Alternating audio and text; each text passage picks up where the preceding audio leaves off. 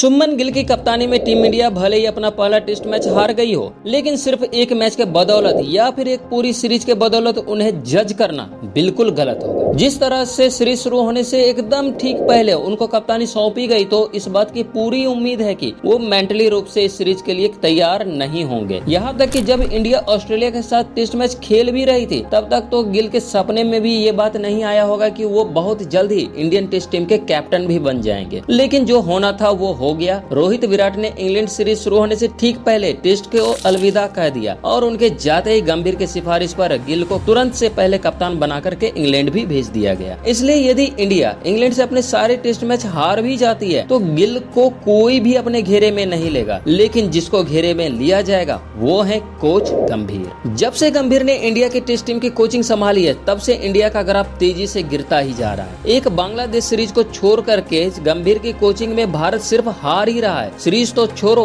एक एक मैच जीतने में भी लाले पड़े हुए हैं। गंभीर की कोचिंग में टीम इंडिया अब तक 11 टेस्ट मैच खेल चुकी है, जिसमें जीते सिर्फ 3 हैं और हारे 7 हैं, जबकि 1 ड्रॉ रहा। गंभीर से पहले जो टीम इंडिया लगातार टेस्ट रैंकिंग में पहले नंबर पर रहा करती थी, वो अब फिसल करके नंबर 4 पर आ चुकी है। इंग्लैंड सीरीज से पहले टीम इंडिया न्यूजीलैंड और ऑस्ट्रेलिया से तो हार ही चुकी है, लेकिन जो हालत अभी भी बने हुए हैं, उसे देख करके लग नहीं रहा कि इंग्लैंड सीरीज भी इंडिया जीत पाएगी। माना कि इंडिया के नीचे के 6 बल्लेबाज चल नहीं पा रहे, लेकिन टॉप ऑर्डर ही इतना रन बना दे रहे हैं कि जहां से अच्छी गेंदबाजी की जाए तो मैच जीता जा सकता है। लेकिन एक बुमराह के अलावा कोई भी बॉलर फॉर्म में नहीं दिख रहा है। ना तो वो विकेट ले पा रहे हैं और ना ही वो रन रोक पा रहे हैं। यदि विकेट ले भी लेते हैं तो उससे पहले वो इतनी मार खा चुके होते कि जिससे उस विकेट का कोई मतलब ही नहीं रह जाता। अब इन सब का जिम्मेदार सिर्फ गंभीर को इसलिए माना जा रहा है क्योंकि मौजूदा दौर में टीम इंडिया क्या रहने वाली है, ये पूरा डिसीजन कोच गंभीर के ही हाथ में है। ऐसा पहली बार हो रहा है जब कैप्टन की जगह कोच पावर में है और वो चूज करते हैं कि टीम इंडिया में कौन रहेगा